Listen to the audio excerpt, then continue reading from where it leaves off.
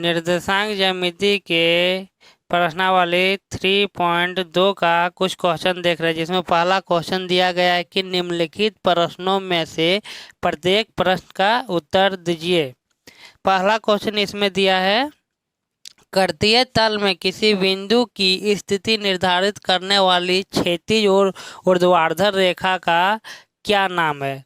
तो कर्तीय तल बनाने के लिए हमको क्या चाहिए, कब बनता है कर्तीय तल, जब क्षैतिज रेखा और ऊर्ध्वाधर रेखा एक दूसरे को काटती है, तब हमको क्या प्राप्त होता है, कर्तीय तल। तो यही जो क्षैतिज रेखा है और ऊर्ध्वाधर रेखा है, तो इसका क्या नाम है सो पूछ रहा है। तो कर्तीय तल में क्षैतिज रेखा को एक्स अक्ष बोला जाता है और ऊर्ध्वाधर रेखा को वाई अक्ष, वाई अक्ष। तो हम कह सकते हैं कि कर्तीय तल में किसी बिंदु की स्थिति निर्धारित करने वाली क्षैतिज रेखा को एक्स अक्ष बोलेंगे, एक्स अक्ष, और ऊर्ध्वाधर रेखा को वाई अक्ष। अब दूसरा क्वेश्चन देखते हैं। दूसरा क्वेश्चन में बोला है कि इन दो रेखाओं से बने तल के प्रत्येक भाग का क्या नाम है। जो यह कर्तीय तल का जो निर्माण हो रहा है, उसमें जो प्रत्येक भाग बन रहा है, तो उसका क्या नाम है।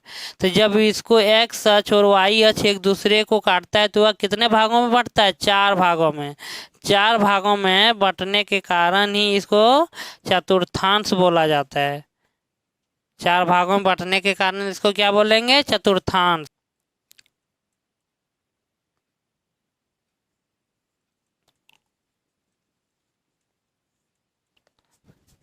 तो इन दो रेखाओं से बने तल के प्रत्येक भाग का नाम क्या होगा, चतुर्थांश होगा। अब देखते हैं तीसरा क्वेश्चन। उस बिंदु का नाम बताइए जहां ये दो रेखाएं प्रतिच्छेदित होती है।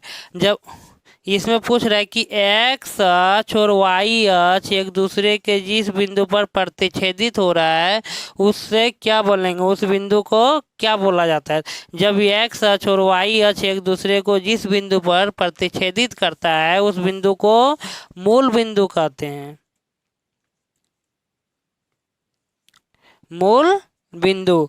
तो पहला क्वेश्चन में तीनों का आंसर क्या होगा, कर्तीय तल में किसी बिंदु की स्थिति निर्धारित करने वाली क्षैतिज रेखा और ऊर्ध्वाधर रेखाओं के क्या नाम है। तो इसका नाम क्या होगा, एक्स अक्ष और वाई अक्ष।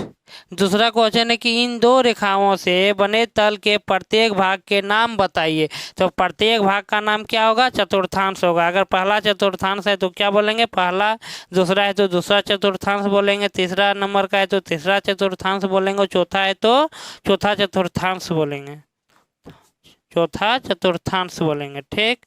अब तीसरा क्वेश्चन, उस बिंदु का नाम बताइए जहाँ ये दो रेखाएं प्रतिच्छेदित होती है। प्रतिच्छेदित होने वाली रेखा को क्या बोलेंगे, मूल बिंदु बोलेंगे। अब देखते हैं आगे का दूसरा क्वेश्चन। पढ़े हुए क्वेश्चन नंबर 2, आकृति 3.14 देकर निम्नलिखित को लिखिए। ठीक। तो इसमें दिया है एक 3.14 जो दिया है, उसमें बोला है बी के निर्देशांक। पहला क्वेश्चन दिया है बी का निर्देशांक क्या है। तो आकृति में बी का निर्देशांक, तो किसी भी निर्देशांक को दर्शाने के लिए हमको एक्स और वाई की मान की जरूरत होती है। तो हमको इसमें बी का जो निर्देशांक बोला है, तो उसी को मान को लिखने बोला है। ठीक। तो इसमें एक्स का मान क्या हो जाएगा, 1 2 3 4 5। ठीक। तो ये बी का एक्स का मान क्या होगा -5। क्यों, क्योंकि यह दूसरा चतुर्थांश में है। दूसरा चतुर्थांश में एक्स का मान माइनस होता है, ठीक, ऋणात्मक होता है। अब देखते हैं वाई का मान। वाई का मान लेने के लिए हमको किस में लेना पड़ेगा, वाई अक्ष में। तो वाई अक्ष में किस बिंदु पर आके मिल रहा है, तो 2 में मिल रहा है। तो वाई का मान क्या हो जाएगा, 2। तो बी का निर्देशांक क्या हो जाएगा, -5 और 2। ठीक। अब बोला है दूसरा क्वेश्चन में सी का निर्देशांक। सी के निर्देशांक, तो सी का निर्देशांक यहाँ पर है, तो इसमें पहले एक्स का मान लेंगे, उसका बाद वाई का मान लेंगे। एक्स का मान लेने के लिए हमें किस में लेना पड़ेगा, एक्स अक्ष से लेना पड़ेगा। तो 1 2 3 4 5, तो ये वाला बिंदु आकर मिलेगा यहाँ पर, तो ये क्या क्या हो जाएगा 5। अब वाई का मान किस में लेंगे, वाई अक्ष में, तो 1 2 3 4 5, तो ये वाला बिंदु जाकर मिल रहा है, तो क्या होगा -5। तो सी का जो निर्देशांक होगा सो कितना होगा 5 और -5।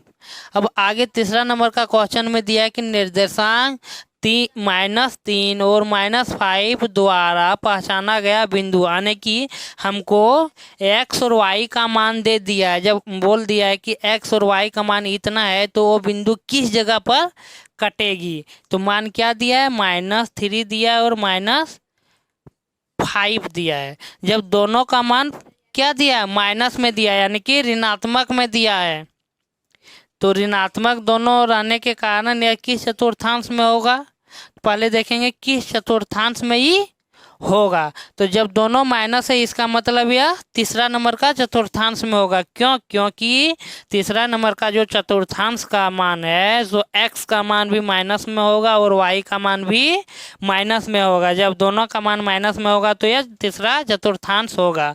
तो बोला एक्स का मान कितना बोला -3, तो किस में लेंगे, एक्स अक्ष से लेंगे, तो 1 2 3 ये वाला बिंदु, ये वाला यहाँ से लेंगे, ये वाला रेखा जाएगा, और y का मान बोला है -5, तो y अक्ष से लेंगे, तो 1 2 3 4 5, और ये वाला रेखा इधर से -3 आकर मिलेगा और इधर से -5 आकर मिलेगा। तो जिस बिंदु पर मिल रहा है उस बिंदु को जो दर्शाया गया है आकृति में, उस बिंदु को ई से दर्शाया गया है। तो -3 और -5 का निर्देशांक क्या हो जाएगा, बिंदु ई हो जाएगा। ठीक, अब आगे देखें।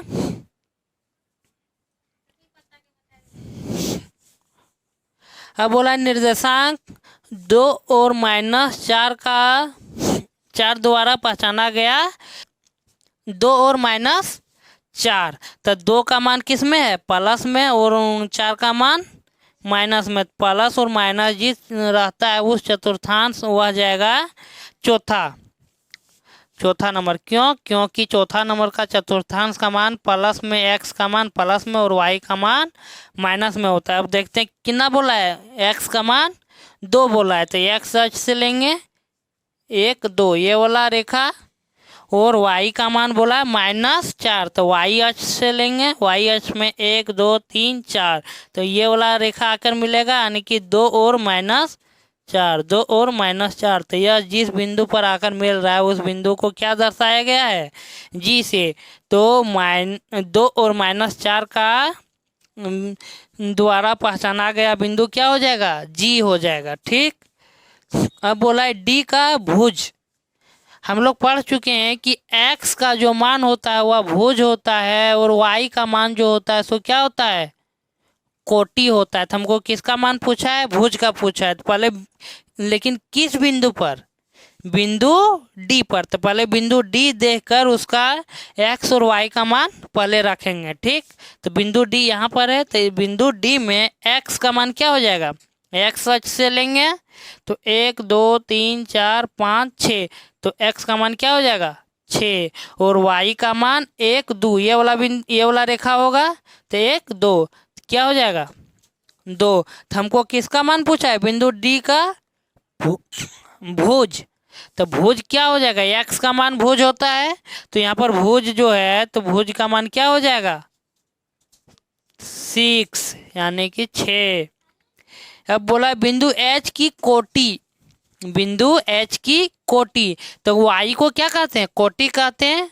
तो H कहाँ पर है, H देखो यहाँ पर इस बिंदु पर है, तो H में पहले x का मान पुट करेंगे, x का मान रखने पर हम देखेंगे कि कितना नंबर में 1 2 3 4 5, यानी कि -5, कोमा अब y का मान रखेंगे, तो 1 2 3 1 2 3, तो किस बिंदु पर h वाला 3 है हो रहा है, तो -3। हमको h का क्या पूछा है, h का क्या पूछा है, कोटि, तो ये h का कोटि क्या हो जाएगा -3, क्या होगा कोटि। अब बोला है बिंदु एल के निर्देशांक, बिंदु एल दिया गया है, उसका निर्देशांक क्या होगा।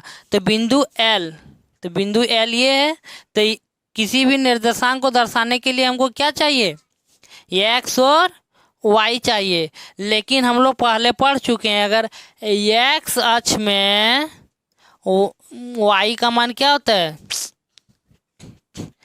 एक्स अक्ष में वाई का मान क्या होता है, 0, और वाई अक्ष में एक्स का मान क्या होता है, 0। तो यहाँ किस अक्ष में, एक्स अक्ष में कि वाई अक्ष में, वाई अक्ष में। तो वाई अक्ष में एक्स का मान क्या हो जाएगा, 0। अब वाई का मान 1 2 3 4 5, अब बिठा दें।